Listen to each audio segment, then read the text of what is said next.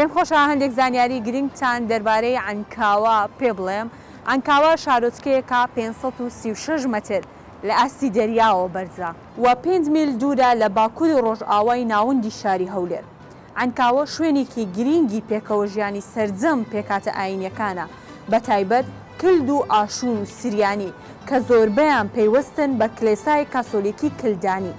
و بەپێی هەندێک لە گێڕانەوەکان مێژووی دروستبوونی عنکاوە هاوچەمەنە لەگەڵ قەڵای دێرینی هەولێر و هەروەها لە عنکاوە کۆمەڵێک شوێنەواری گرنگی لێیە.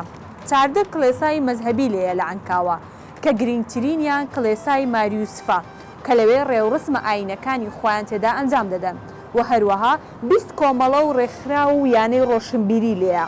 زانکۆی کاسۆلیکی کە لەلایەن پاپای ڤاتیکانەوە دامەزراوە و سەرپەرشتی دەکرێت. هەروەها کۆمەڵێک شوێنەواری گرنگ لە عنکاوە هەیە، لەوانە تەل قەسر کە ڕووبەرەکەی 1250 مەتر دووجایە و هەروەها مۆزەخانەی کلتوری سریانی عنکاوە و دەدەیان پارچە شوێنەواری کلتوری مێژووی تێدا هەڵگیراوە و هەروەها ناحیەی عنکاوە لە چاریدەی 2021 بڕیاردرا بکرێ بە قەزا. هەروەکو بینیتان کە عنکاوە بەڕاستی شوێنێکی زۆر جوانەیەکێکە لە ناوچە جوانەکانی کوردستان، بەڕاستی خەڵکێکی زۆر ڕۆشنبیر و مثەقەفی تێدایە.